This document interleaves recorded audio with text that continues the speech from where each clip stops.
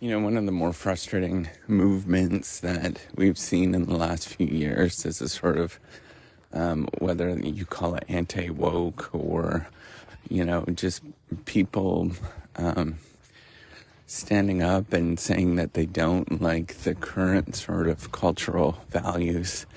One of the things that you'll see is businesses, almost all businesses, have a pretty big backlash against that, except for maybe like really small ones. But most of the major businesses are really struggling with it, right? And what you'll see is they're either ignoring it or that they have a sort of, they're really taking a stand and they're saying, hey, don't do that. And the reason is, from a business perspective, it is not good for business to go the opposite direction. And, I want to point that out, right? If you look at almost all of the research, in any domain that you select, and maybe that there's a bias because of the results that we're looking for as researchers, but I don't think that's the case. It's almost uniformly, from the individual level, basically, be kind, be empathetic, be generous, all those kind of things. That's what leads to often to success, to the organization level. If you look at, the predictors of doing well at the organization level, it's often things associated with, improving society, for example, right? It's doing things like looking for helping out your people, all those kind of things.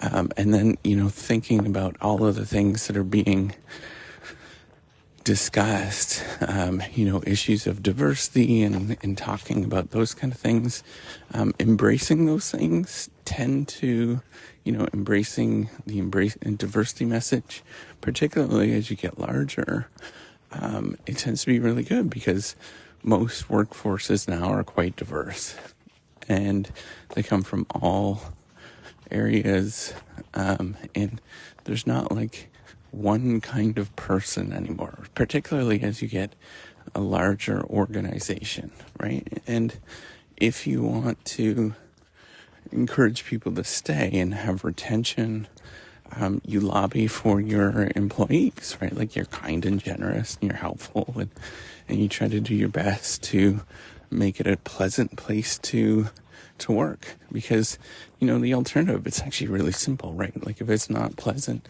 if people are always, upset and all of those kind of things, or they feel uncomfortable, feel like an outsider, they leave, right?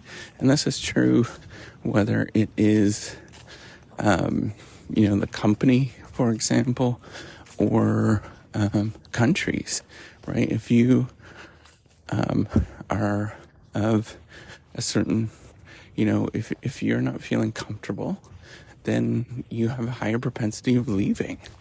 And economically, we only know the things that predict performance, the sort of basic things that predict performance, is having access to capital, human labor.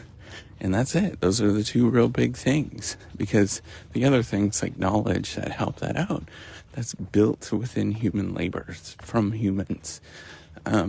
And so, if you start thinking about that, it's kind of like an obvious, right? Like that they're going to be supportive of their employees and going to be helpful. That's what we have to sort of think about, is the more that you are supportive and helpful, the better off you often are. So, before you start getting upset in any sort of way in terms of what people or companies are doing, they're basically doing things that are protecting their bottom line. It's not necessarily that they are, super kind or, empathetic or whatever, but they're doing it because it's a business decision. That's it. It's strictly a business decision where you're thinking about this and you're like, should we actually emphasize these particular traits? Should we, really focus on helping other people out? All of those kind of things are really grounded in just better business decisions.